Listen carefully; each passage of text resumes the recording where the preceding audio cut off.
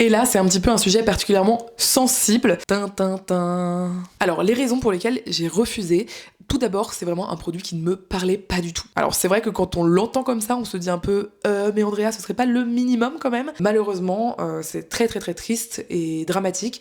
Mais ma marraine est morte quelques années plus tard d'un cancer généralisé. Vous êtes énormément à penser, à être même persuadé que le métier d'influenceur ou d'influenceuse, c'est avant tout encaisser des chèques et encore encaisser des chèques. Alors je vais pas vous mentir, hein, des influenceurs ou des influenceuses qui acceptent de tout faire pour l'argent, ça existe. Néanmoins, ce n'est pas du tout représentatif de la majorité des personnes qui constituent notre métier. Et je sais surtout que la plupart des influenceurs et influenceuses refusent la majorité des partenariats qu'on leur propose. Et bien évidemment, c'est mon cas. Dans cette vidéo, je vais vous donner des informations que je n'ai jamais divulguées ailleurs, et je vais surtout vous dire les partenariats récents que j'ai refusés, et surtout pourquoi. Parce que oui, en tant que créatrice de contenu à plein temps, j'ai mes propres critères. Mes critères à moi seront forcément différents des critères d'une autre personne. Du coup, je trouvais ça hyper intéressant de vous expliquer pourquoi moi je refuse des partenariats, pourquoi cela. Et finalement, ça me permet d'aborder ce sujet que d'habitude on n'aborde jamais, des refus que l'on fait, parce que vous voyez les partenariats qu'on accepte, mais vous ne voyez jamais les partenariats qu'on refuse. Donc oui, même si certaines marques proposent beaucoup d'argent pour qu'on puisse collaborer avec elles, on n'accepte pas toujours l'échec. Avant de commencer, je tiens à vous dire que ce n'est pas moi qui ai eu pour la première fois l'idée de cette vidéo, c'est ma collègue Is No Good qui a également une chaîne YouTube. J'aime beaucoup ses engagements et son franc-parler, donc si vous ne la connaissez pas, n'hésitez pas à aller voir sa chaîne que je vous mettrai en barre d'infos. C'est le moment de vous ouvrir mes coulisses, donc si ça vous intéresse, c'est parti!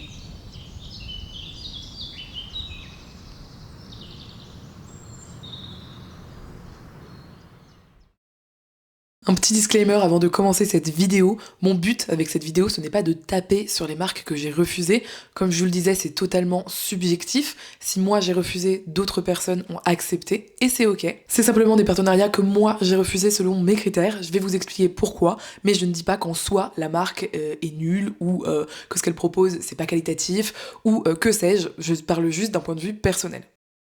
Ok, alors je vais prendre mon ordinateur pour voir un petit peu les petits mails de marques que j'ai eus et que je n'ai pas accepté. Et le premier que je vois, c'est la marque Frugiz. Donc Frugiz, c'est une marque 100% végétale, donc là-dessus on est bien, qui propose des petites dosettes comme ça, dans lesquelles il y a des mélanges de fruits lyophilisés mixés, donc réduits en poudre. Ça donne une poudre lyophilisée, toute sèche, qu'on vient mélanger ensuite avec de l'eau pour obtenir une sorte de smoothie express. Ça vous permet de ne pas avoir à sortir votre mixeur ou de ne pas avoir à acheter des fruits frais par exemple. Et donc eux, ce qu'ils disent sur le site, c'est que Frugiz, c'est 200 grammes de fruits et légumes prêts en 30 secondes chrono et rien d'autre. En plus de ça, je vois que j'avais eu un mail hyper intéressant de la part de cette marque, puisque on me proposait de faire un TikTok, un réel, une vidéo YouTube en package ou à l'unité. Ça veut dire que la marque aurait pu me prendre plusieurs contenus, ce qui m'aurait permis de gagner un cachet intéressant sur cette collaboration. Mais je n'ai pas souhaité donner suite.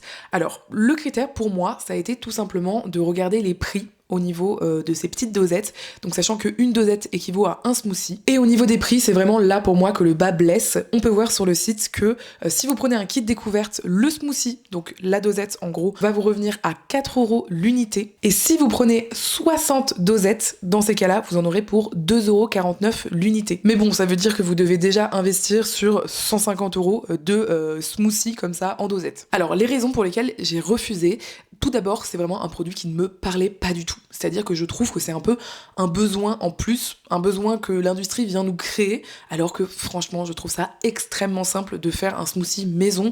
Honnêtement, même avec un mixeur plongeant que la plupart des gens ont, même des personnes qui ne cuisinent pas beaucoup. En gros, pour moi, tout le monde peut faire des smoothies chez soi. Ça prend très peu de temps. On peut choisir les ingrédients qu'on met dedans. Donc ça peut être très intéressant, par exemple, d'ajouter de la protéine en poudre, d'ajouter des légumes pour avoir un bon équilibre entre les fruits et les légumes de votre smoothie. Et vraiment, je vois pas à quel moment c'est intéressant de payer 4 € pour une dosette de poudre de fruits lyophilisés. Ça me gênait, comme dit, que ce soit aussi cher, parce que moi, sur ma chaîne, j'ai quand même une volonté de vous proposer des astuces, des bons plans qui soient quand même plus économiques. Donc j'essaye de trouver dans les partenariats des choses qui soient réellement intéressantes aussi d'un point de vue financier pour vous. Et là, pour moi, ça rentrait pas du tout dans ma ligne édito. L'autre point qui me laissait un petit peu perplexe, même si je n'ai pas la réponse par rapport à ça, c'est que je me suis quand même posé la question de la transformation de ces produits.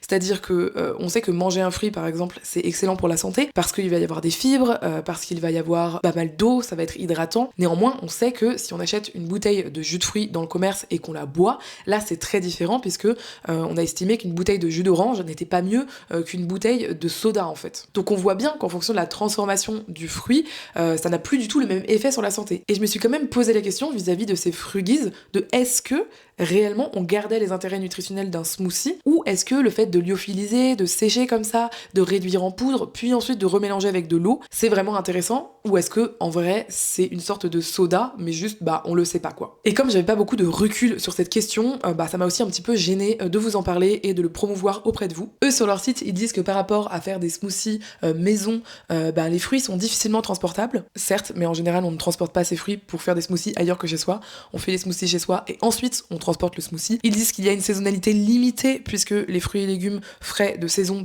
sont disponibles qu'à un moment de l'année, mais ça c'est pareil pour à peu près tout en fait.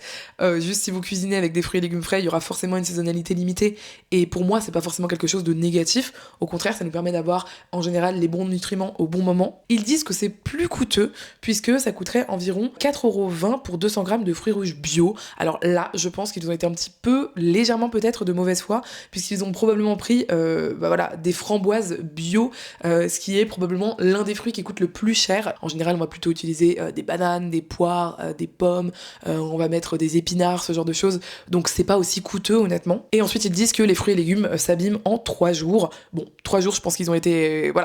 Ils ont vu un peu les choses sur le court terme. Perso, ça m'arrive de garder des fruits pendant plus d'une semaine et ils sont encore en parfait état. En gros, c'est un peu leur argument de vente. Moi, je m'y retrouve pas. Je trouve pas que les argumentaires de vente sont convaincants pour moi en tous les cas. Et c'est la raison pour laquelle je n'ai pas souhaité donner suite à la collaboration potentielle avec Fruggies.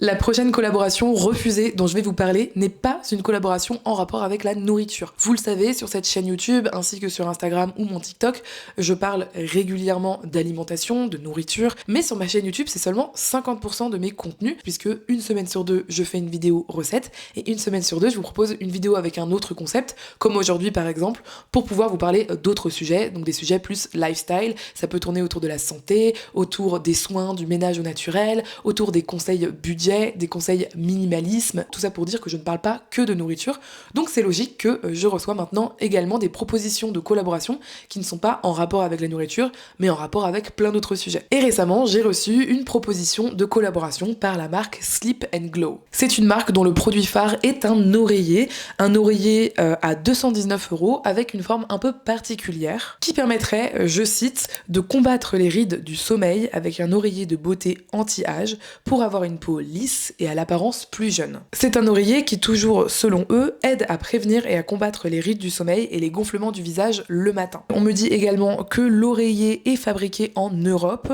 qu'il est certifié Ecotex et que la qualité est donc leur priorité. Alors c'est vrai que pour tout ce qui est marque de vêtements, de tissus, etc., j'essaie de faire attention à ce que les tissus soient Ecotex dans la mesure du possible. C'est tout simplement un tissu qui a été étudié pour ne pas être toxique pour votre santé. Alors c'est vrai que quand on l'entend comme ça, on se dit un peu mais Andrea, ce serait pas le minimum quand même? Ça devrait l'être en réalité, mais ça ne l'est pas puisque tous les tissus qui ne sont pas certifiés Ecotex, ça n'a pas de garantie qu'ils n'ont pas d'effet néfaste sur votre santé. Vous le savez, on parle beaucoup notamment des microplastiques, on parle beaucoup des perturbateurs endocriniens.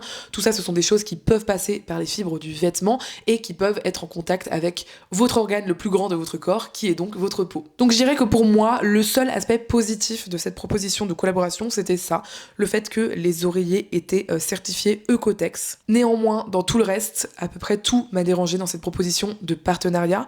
Tout d'abord, on peut reparler une nouvelle fois du prix de l'oreiller, 219€. Je trouve que c'est très coûteux pour un oreiller. Peut-être que la qualité le justifie, mais voilà, je me voyais pas forcément trop parler d'un oreiller comme ça, sans vraiment de sujet autour. Mais le truc qui me gênait profondément, c'est le discours qui, pour moi, est agiste et sexiste de la marque. C'est-à-dire qu'on nous dit que ce sont des oreillers pour les femmes, spécifiquement.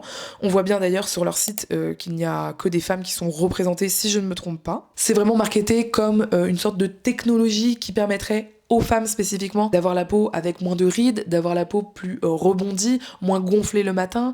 Et vraiment pour moi, ça ne me parle pas du tout parce que je n'ai pas envie de promouvoir auprès de vous le fait que ce serait un problème d'avoir des rides, le fait que ce serait un problème de se réveiller avec le visage un petit peu gonflé le matin. Et donc je vais directement vous lire la réponse que j'ai fait à la marque. J'ai dit: merci beaucoup pour votre email et l'intérêt porté à mon travail. Je ne souhaite pas donner suite car il est important pour moi de ne pas promouvoir de produits anti-âge ou anti-rides. Je pense que les femmes sont parfaites avec ou sans rides, bien à vous, Andrea. Je pense effectivement que ça résume bien ma prise de position par rapport à ça. Personnellement, j'ai plutôt envie de promouvoir le fait de s'accepter comme on est, que ce soit avec des rides, que ce soit avec des marques d'acné, que ce soit avec des poils, que ce soit avec des vergetures, avec des bourrelets, tout ce que vous voulez. Je trouve que c'est plus important pour moi de promouvoir un discours d'acceptation de soi, d'acceptation de sa féminité telle qu'elle est. Oui, les femmes ont des rides, c'est normal, ça peut même être considéré comme beau, comme intéressant, ce sont des marques de la vie. Et donc je ne vois pas pourquoi j'irais en fait à l'encontre de ce discours-là en disant voilà, rendez-vous compte, lorsque vous dormez, vous avez votre peau qui se plie, vous avez peut-être des rides qui se forment à ce moment-là, que sais-je.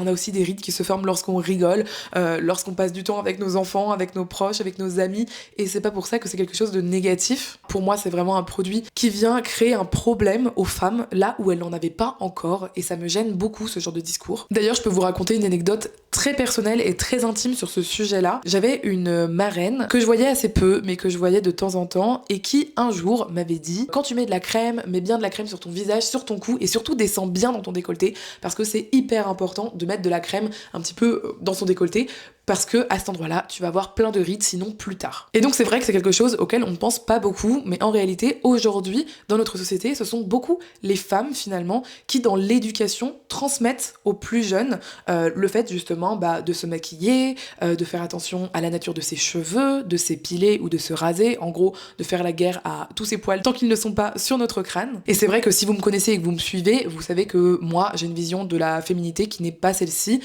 qui est une vision qui souhaite se libérer le plus possible des carcans de féminité dans lesquels personnellement je ne me retrouve pas. Et donc je me suis toujours souvenu qu'elle m'ait dit ça parce que je me suis dit c'est fou comme il y a des choses en tant que femme, dites-moi si ça vous est déjà arrivé où vous n'y aviez jamais pensé, mais un jour on vous a dit fais attention quand tu dors, tu te fais des rides, tu devrais pas dormir comme ça va plier ta joue, et du coup tu y fais attention et tu as une espèce de charge mentale complètement qui va te tomber dessus à des moments où jamais tu n'aurais pensé à ça en fait, juste tu vivais, tu vois. Et en fait pour l'anecdote, ça m'a un peu traumatisée parce que malheureusement c'est très très très triste et dramatique, mais ma marraine est morte quelques années plus tard d'un cancer généralisé.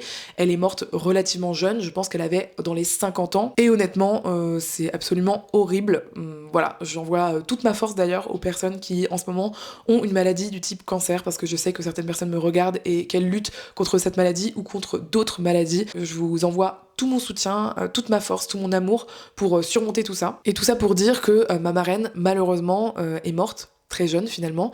Elle est morte avant d'avoir vraiment des rides. Ça m'a complètement traumatisée parce que j'ai ces deux éléments en tête où je me dis, en fait finalement, elle a eu cette charge mentale peut-être toute sa vie de se dire oh là là, il faut que je fasse attention à ce que je mange, il faut que je fasse attention à comment je me mets, il faut peut-être que je fasse attention à ne pas trop rigoler, à ne pas trop sourire, pour au final se retrouver à malheureusement ne pas pouvoir vivre aussi longtemps que ce qu'elle aurait dû. Et je sais pas si vous comprenez mon point, mais perso c'est quelque chose qui m'a beaucoup touchée, qui m'a un petit peu marquée dans ma jeunesse, et je me suis toujours dit franchement profitons de la vie, apprécions la vie, croquons-la à pleines dents tant qu'on peut le faire, plutôt que de se soucier de choses physiques sur lesquelles on va seulement les appliquer sur les femmes, puisqu'on va dire qu'un homme c'est comme un bon vin qui vieillit bien, que les cheveux blancs c'est super beau sur les hommes, que ça fait poivre et sel, que leurs rides sont beaux parce que ça marque qu'ils ont de l'âge et de l'expérience.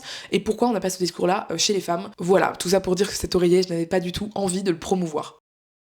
Ok, la troisième collaboration va clairement envoyer du lourd. Je pense que vous aurez probablement un avis très tranché sur la question, mais j'ai été contactée par une marque qui s'appelle MyTrack AI, et ce qu'on me dit dans l'email, c'est que c'est une application innovante qui estime instantanément les calories de vos plats à partir d'une simple photo grâce à l'intelligence artificielle. On me proposait une collaboration rémunérée avec notamment pourquoi pas un réel sur mes réseaux sociaux. Alors autant vous dire que je fais des bonnes vues sur mes réels sur Instagram, et le tarif pour un réel est quand même vraiment intéressant. Ça m'arrive rarement de vendre des réels parce que la plupart des marques n'ont pas forcément ce budget-là à investir. Mais là, je crois que tous les éléments de cette application m'ont dérangé.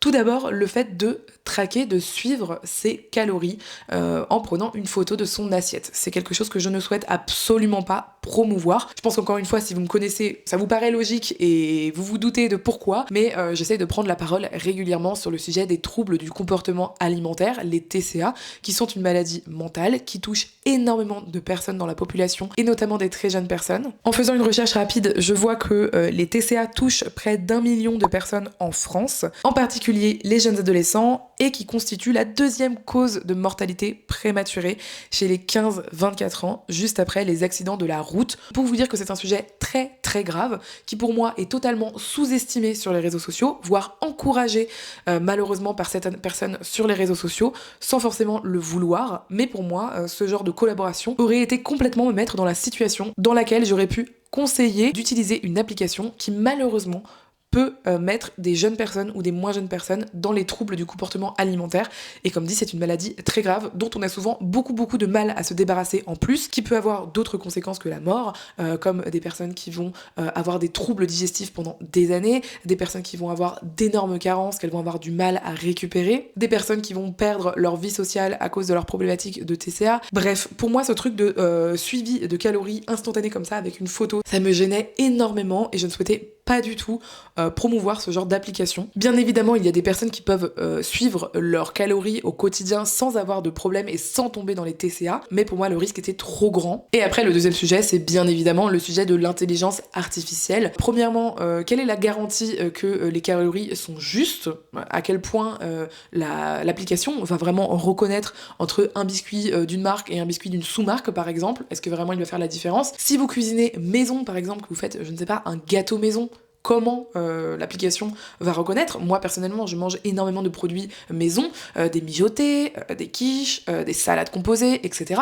Comment l'application aurait pu réellement traquer les calories dedans? Enfin, une vinaigrette par exemple, je vois pas comment l'application peut traquer, tandis que si vous mettez de l'huile, plus ou moins d'huile par exemple, bah ça va forcément être plus ou moins calorique. Enfin bref, je trouvais que ça faisait très très branlant. Et c'est pour toutes ces raisons que je n'ai pas hésité à refuser cette collaboration. Faut savoir que la plupart du temps je ne réponds pas à ces mails-là. Mais de temps en temps, je vais répondre justement pour pouvoir dire spécifiquement à la marque pourquoi je ne souhaite pas collaborer, parce que du coup, pour moi, cette voix sera importante. Je me dis, si on est beaucoup de créatrices de contenu à répondre la même chose, peut-être qu'ils vont se remettre en question, peut-être qu'ils vont se dire, ah oui, en effet, c'est embêtant, on n'avait pas pensé à la problématique, par exemple ici des TCA. Donc c'est la raison pour laquelle j'ai répondu, et là, je leur ai dit, merci beaucoup pour ton email, désolé, mais je ne souhaite pas promouvoir quoi que ce soit qui traque les calories, cela me gêne vis-à-vis des risques de TCA. Bien à toi. La prochaine collaboration envoie du lourd, clairement. Là, ça va être quelque chose, mais en gros, j'ai été contactée par Nestlé Chocolat, donc les chocolats qu'on trouve en grande surface, les chocolats pour cuisiner, pour pourquoi pas faire une collaboration avec eux, et donc pouvoir faire un gâteau au chocolat par exemple, enfin une recette en gros avec leurs produits. Alors je tiens à dire à ce moment de la vidéo, parce que je ne l'ai pas encore dit, et pour moi c'est important, tout ce que je cite et que je dis que je refuse, ça ne veut pas dire que si vous consommez ces produits, je vous juge ou que je trouve que c'est mal ce que vous faites. En gros, pour moi, il y a vraiment deux choses différentes. Il y a la fin de la chaîne, une personne qui va consommer un produit. Pour moi, ça a un impact beaucoup moins important qu'une personne comme moi qui va être payée pour promouvoir ce produit auprès de milliers, voire de centaines de milliers de personnes. Et pour moi, il y a beaucoup moins d'enjeux sur le fait de consommer une fois ou de temps en temps un produit en tant qu'individu et de ne pas en faire la publicité, et une personne qui, comme moi, dont c'est le métier potentiellement de promouvoir des produits, où pour moi, là, la responsabilité, elle est beaucoup plus grande. Voilà, juste, j'espère qu'on s'entend sur ce point. Mais il faut savoir qu'il y a de nombreuses années, c'était, je pense, en 2019,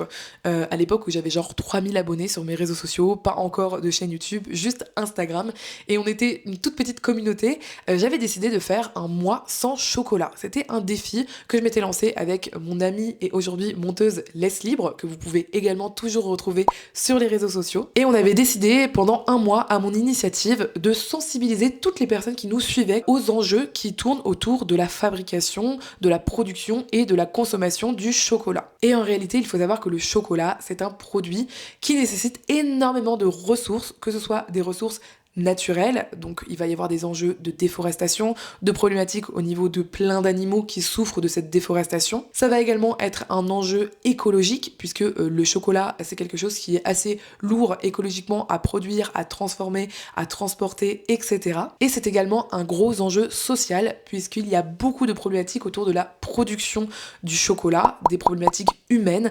Il y a de la traite d'êtres humains qui sont enlevés et qui sont mis dans des endroits où ils sont obligés de travailler presque sous esclavage moderne finalement pour fabriquer du chocolat. Il y a une problématique au niveau du fait que ces personnes-là souvent ne sont pas assez payées, même dans leur monnaie, dans leur pays, pour survivre dans leur pays, ce qui est quand même très problématique, sachant l'argent qu'ensuite les multinationales peuvent se faire sur le chocolat. Et il y a également des gros problèmes au niveau de la traite d'enfants, du travail interdit d'enfants en fait, où il y a des enfants qui sont carrément enlevés dans certains endroits, dans certains pays d'Afrique, qui vont être déplacés dans un autre pays, mis tout seuls dans des endroits de pousses de cacao et qui vont être forcés de travailler comme ça sans plus jamais voir leur famille. Et malheureusement, Nestlé a été épinglé de nombreuses fois pour ces problématiques. D'ailleurs, il y a eu de nombreuses plaintes qui ont été déposées par notamment des ONG. Et selon ces plaignants, la firme agroalimentaire de Nestlé importe du cacao en provenance de fournisseurs qui exploitent des enfants, qui plus est dans des conditions de travail dangereuses et pénibles. Je tiens à préciser qu'en 2009, Nestlé lance son Cacao Plan,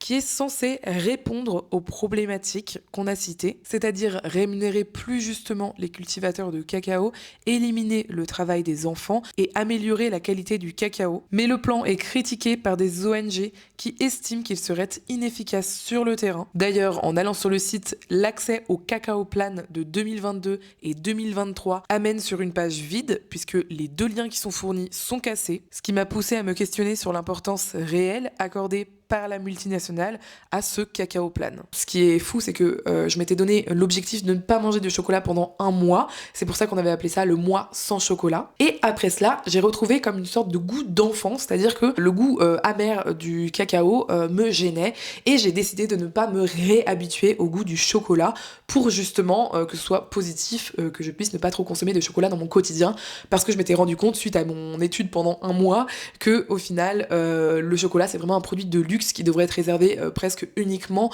au moment de fête. Je vais être tout à fait honnête avec vous, il est tout à fait possible qu'un jour je collabore avec Nestlé, notamment parce que il y a la marque Garden Gourmet qui est une marque 100% vegan qui propose des produits absolument incroyables qu'on peut retrouver en supermarché, notamment le faux thon, le Vuna qui est juste exceptionnel. Si un jour Nestlé me contacte pour Garden Gourmet pour parler notamment de leur Vuna par exemple, je me ferai un plaisir d'en parler parce que il y a des problématiques extrêmement graves autour de la pêche du thon. C'est vraiment dramatique ce qu'il se passe, à la fois d'un point de vue éthique pour les animaux et les travailleurs, mais aussi d'un point de vue santé, puisqu'on sait aujourd'hui que le thon a des métaux lourds, et également d'un point de vue écologie, puisque le coût écologique de la pêche de thon est absolument affreuse. Enfin d'ailleurs ce qu'il se passe dans les océans, c'est horrible, et ce sont des choses qui me dérangent énormément. De toute façon, l'impact de la pêche industrielle est dramatique dans le monde, et par ailleurs je suis végane, donc je pense que sur certains produits, notamment les produits de la gamme Garden Gourmet, il se pourrait que je vous en parle dans le cadre d'un partenariat rémunéré dans l'avenir. Je vous le dis de façon tout à fait transparente. Si on me contacte, c'est vraiment le genre de partenariat que je accepterai, parce que pour moi c'est très important aussi de parler pour les animaux, de protéger les animaux, de protéger la nature, les océans, etc. Donc dans ces cas-là, pour moi, la balance utilitariste, on dit, donc c'est-à-dire la balance avantage de désavantage, ira plus vers l'avantage. Mais pour le sujet du chocolat, je trouve qu'il y a énormément de marques aujourd'hui sur le marché que vous pouvez notamment retrouver dans les magasins bio qui vont avoir des vrais chocolats bio équitables, certifiés équitables, qui font les choses bien, qui ouvrent des écoles pour les enfants là-bas, qui n'exploitent pas les enfants, qui payent bien les personnes sur place. D'ailleurs, il y a quelques années, j'avais travaillé avec Guevana pour cette raison, parce que c'était une super marque qui faisait les choses extrêmement bien au niveau du commerce mondial d'alimentation. Mais vraiment, là pour moi, Nestlé chocolat, c'était pas possible, donc j'ai directement refusé. La prochaine collaboration que j'ai refusée, quelle tristesse, c'est une collaboration en rapport avec des thés et des tisanes. Pourtant, je suis complètement consommatrice, notamment de tisanes, et j'adore ça, ça me ferait très très plaisir de pouvoir vous parler d'une marque qui convient à mes critères de travail, mais cette fois-ci, j'ai refusé de travailler avec Panda Tea. Pour tout vous dire, j'ai beaucoup hésité pour cette marque-là, parce que dès le début, j'étais un petit peu gênée par le discours de la marque. En gros, si vous allez sur le site de Panda Tea, tout de suite, le premier qu'on vous propose, c'est le thé détox Slim Fit. Donc ils appellent ça une cure minceur et détox. Je pense que vous avez tout de suite compris ce qui m'a gêné là-dedans. Ensuite, vous avez des thés brûle-graisse et sommeil. Vous avez le thé anti-rétention d'eau et vous avez le thé Green Energy, coup de fouet au naturel. Et en fait, quand j'ai vu le site, les produits qu'ils proposaient, etc., bon, je connaissais déjà la marque de nom, mais je m'y étais jamais penchée plus que ça. J'ai été un petit peu gênée parce que j'étais très mitigée en fait. Il y avait à la fois des thés qui m'intéressaient, des tisanes notamment qui auraient pu m'intéresser. Par exemple, les tisanes sommeil, je trouve ça super pour se calmer le soir, pour se mettre dans la bonne ambiance, pour se créer une routine sommeil qui soit saine. Je pense que d'intégrer une boisson chaude de type tisane, c'est très bien. D'ailleurs, c'est ce que je fais régulièrement. Ou bien même le thé Green Energy, qui j'imagine est un thé vert, qui du coup énergise naturellement. Ça m'aurait intéressé. Donc il y avait vraiment des sujets qui m'intéressaient. C'est pour ça qu'au début, je me suis dit peut-être que je vais collaborer avec eux, effectivement. Et puis à côté de ça, il y avait franchement des sujets qui me gênaient. Déjà, le terme détox, moi, ça me gêne absolument. En gros, c'est un terme que n'importe quelle entreprise peut utiliser à tort et à travers, sans vraiment de critères derrière. Ça n'a pas été légiféré, donc ça m'embête. La détox, qu'est-ce que c'est? Qu'est-ce que ça veut dire? Il y a des gens qui boivent du vinaigre pur pour soi-disant se détoxifier, alors que c'est ultra dangereux pour la santé. Et vraiment, le terme de détox, c'est vraiment un terme à débunker, je pense. Votre corps sait très bien faire son travail. C'est pour ça qu'on a tous nos organes qui fonctionnent en synergie. Et vous n'avez pas besoin d'acheter quelque chose qui vous fasse une cure détox. Ça, c'est vraiment pour moi un discours marketing un petit peu dangereux, un petit peu dans la culture du régime. Et d'ailleurs, on voit bien que pour moi, cette marque, malheureusement, peut avoir tendance à promouvoir cette culture du régime, notamment avec les termes cure minceur, cure détox, cure brûle-graisse, cure anti-rétention d'eau. Honnêtement, ça veut encore dire ici, dans les discours de cette marque, que c'est problématique d'avoir de la graisse. Alors que non, ce n'est pas problématique d'avoir de la graisse. Que c'est problématique d'avoir de la rétention d'eau. Non, ce n'est pas problématique d'avoir de la rétention d'eau. Il y a plein de femmes, au cours de leur vie, en fonction de leurs hormones, en fonction de leur grossesse, en fonction de leur histoire de vie, en fonction de leur alimentation, en fonction de plein de choses qui font de la rétention d'eau. Et voilà quoi, c'est juste comme ça, c'est pas problématique en soi. Et donc ce discours-là me gênait beaucoup. Comme dit, j'ai beaucoup hésité, je me suis dit, en plus ils avaient des produits bio, donc moi ça m'intéressait, je trouve ça intéressant de proposer des produits bio pour tout ce qui est thé et tisane. Mais là je me suis dit, franchement, les désavantages sont trop hauts par rapport aux avantages. Je me voyais potentiellement parler de certains produits, mais je me suis dit, ça va peut-être bloquer avec la marque, parce que parfois la marque veut que vous parliez de produits spécifiques. Donc c'est les raisons pour lesquelles finalement j'ai vraiment décidé de ne pas travailler avec Pandati, pas pour cette fois et pas tant que leurs discours marketing tourneront autour de la culture du régime qui personnellement ne me correspond pas et c'est pas le genre de choses que je voudrais promouvoir. Ok, à la base, pour cette vidéo, je vous avais préparé 10 marques pour lesquelles j'avais refusé de travailler avec elles. Mais finalement, je crois que la vidéo va être beaucoup trop longue si je parle de 10 marques. Donc je pense qu'on va s'arrêter à 5 et ça tombe très bien que je vous parle de cette marque-là pour la fin de la vidéo puisque je sais que seuls les vrais seront restés jusque-là. Et pour moi, c'est vraiment important parce que, comme je vous le disais plus tôt dans la vidéo, je ne souhaite pas salir les marques dont je parle aujourd'hui. Pas du tout, c'est vraiment pas mon objectif. Mon objectif, c'est plutôt vraiment de vous parler de mes critères à moi en toute transparence et des raisons pour lesquelles je peux refuser de travailler avec certaines marques et que vous ayez l'envers du décor et que finalement je puisse aussi vous parler de mes engagements, de ce qui est important pour moi parce que je trouve ça dommage de ne jamais en parler. Et là, c'est un petit peu un sujet particulièrement sensible. En gros, j'ai refusé d'écrire un livre de cuisine avec les éditions La Plage. Alors je vais vous dire en toute transparence, depuis le jour où je me suis imaginé écrire un livre de cuisine, je voulais absolument écrire un livre de cuisine avec les éditions La Plage. Parce que les éditions La Plage ont été créées en 1994. Donc en gros, ça date, ça fait un truc du style 31 ans que les éditions existent et depuis toujours, c'est une édition de livres engagée qui a toujours mis le cœur à l'ouvrage pour créer justement des ouvrages qui soient faits en papier, qui soient vraiment du papier issu de forêts gérées durablement, mais surtout dans les sujets éditoriaux. Les éditions La Plage, je pense qu'ils font partie des premiers à avoir sorti des livres de cuisine végane en France, notamment avec le fameux livre, la Bible de Marie Laforêt qui s'appelle Végane, qui est un excellent livre de cuisine. C'est une maison d'édition qui, depuis ses débuts, a toujours publié des livres de cuisine qui étaient à minima minima végétarien. Donc il y avait des livres de cuisine végétarien ou vegan, mais jamais ils n'ont publié de livres de cuisine omnivore avec de la viande, avec du poisson, avec de la gélatine, tout ça. Et ça, pour moi, je trouvais ça absolument génial. J'avais envie de finalement les remercier pour leur engagement. Vous imaginez, en 1994, c'était pas si courant d'être végétarien. Les éditions de la plage ne publient pas uniquement des autrices et des auteurs sur le sujet des recettes, de l'alimentation, etc.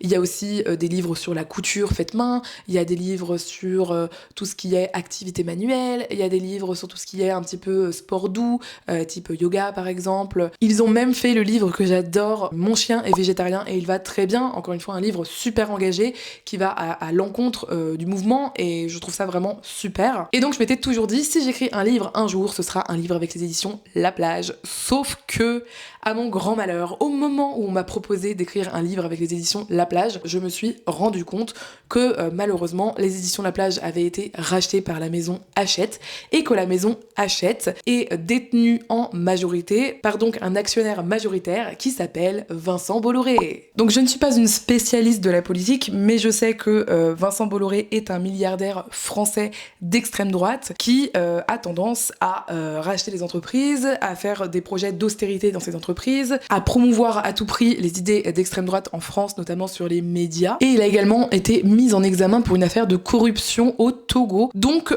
très clairement, ça m'embêtait beaucoup d'écrire un livre avec eux. Pourquoi ? Je pense que je ne serai pas à boycotter à tout prix la maison Hachette pour cette raison en tant que consommatrice. Néanmoins, en tant que créatrice, en tant qu'autrice, en tant que personne qui va écrire un livre, qui va mettre toutes ses tripes dans ce livre, qui va le promouvoir à fond sur ses plateformes, ses réseaux sociaux, et qui, pour cela, ne va récupérer a priori que 5% du prix de vente du produit final, parce que oui, c'est ça, aujourd'hui en France, lorsqu'on écrit un livre, on touche des droits d'auteur, dans mon cas des droits d'autrice, et ces droits d'autrice, pour les livres de cuisine, sont très faible si vous ne faites pas les photos. Même si vous faites les photos, ça reste très faible. En gros, voilà, ça tourne autour de 5%. Et encore, je crois que je suis généreuse. Du coup, ça veut bien dire que mon travail va rapporter de l'argent au groupe. En gros, mon travail, ma force de travail va rapporter de l'argent aux éditions La Plage, qui va rapporter de l'argent à Hachette, qui va concrètement rapporter de l'argent à un milliardaire d'extrême droite mis en examen pour un sujet de corruption. Ça me paraît assez grave en fait. Donc c'est avec une grande tristesse que j'ai dû refuser, mais j'ai refusé en expliquant que ça me gênait en fait ce rachat par le groupe Vivendi, que je n'étais pas d'accord avec ses idées et que je ne souhaitais pas que mon travail puisse faire la promotion d'une façon ou d'une autre, parce que vous donnez votre argent finalement, d'une façon ou d'une autre, vous financez des actions de ce monsieur, et ça ne me plaisait pas du tout. Comme je vous le dis, c'est à contre-cœur, je ne lance vraiment pas un appel à boycott des éditions La Plage, pas du tout. D'ailleurs, la personne m'a répondu en me disant je comprends, sachez néanmoins que nous, on fait de notre mieux, parce que c'est vrai que en général, elles n'ont pas le choix en fait. Je pense que les éditions La Plage se sont d'abord fait racheter par Hachette, et ensuite Hachette s'est fait racheter, en tous les cas en majorité, pas complètement mais en majorité, par Vivendi, donc dont l'actionnaire majoritaire est Bolloré. Donc je sais très bien que les personnes qui travaillent actuellement chez les éditions La Plage sont pas pro-extrême droite et ont envie justement de continuer à faire des sujets engagés, et ça me rend vraiment triste comme situation. Je pense que c'est vraiment très très dommageable. Néanmoins, moi j'ai aussi mon mot à dire, j'ai aussi un choix qui doit être fait, et ce choix c'est que quitte à écrire un livre de cuisine qui sera sous une maison d'édition, je ne souhaite pas que cette maison d'édition soit détenue par un milliardaire d'extrême droite. Ça me gêne, et c'est la raison pour laquelle malheureusement j'ai refusé ce projet. Bon finalement c'était vraiment un sujet hyper intime qu'on a abordé dans cette vidéo. Encore une fois, ça me paraît super important de pouvoir vous expliquer quels sont mes critères à moi, pourquoi je refuse certains partenariats. On pourrait en parler encore longtemps, d'ailleurs j'ai beaucoup plus que 5 marques avec lesquelles j'ai refusé de collaborer, donc si la vidéo vous a intéressé et que vous souhaitez en voir une deuxième édition, n'hésitez surtout pas à me le dire en commentaire, je vous lirai avec plaisir et surtout je vous écouterai. Si au contraire vous avez trouvé ça ok mais que vous souhaitez avoir qu'une seule vidéo là-dessus, dites-le moi également, comme ça je suis au courant. Dites-moi par ailleurs en commentaire s'il y a des choses dont j'ai parlé aujourd'hui que vous verriez consommer malgré tout, parce que vous avez des critères d'achat qui sont différents que mes critères de choix pour les partenariats. Ça m'intéresse trop de savoir. Sachez que je lis tous vos commentaires avec grand plaisir. Merci encore infiniment aux personnes qui commentent et qui me laissent surtout des mots doux. C'est juste génial. Je suis trop heureuse de la communauté qu'on crée sur YouTube. Franchement, j'adore cette plateforme. Si vous n'êtes pas abonné, n'hésitez pas à le faire. C'est totalement gratuit. À mettre un pouce en l'air, ça me soutient énormément. J'ai plein d'autres vidéos à découvrir découvrir sur ma chaîne, donc n'hésitez surtout pas à aller voir juste après cette vidéo. Je vous dis donc à tout de suite sur une autre vidéo de la chaîne, et d'ici là, je vous dis à très bientôt!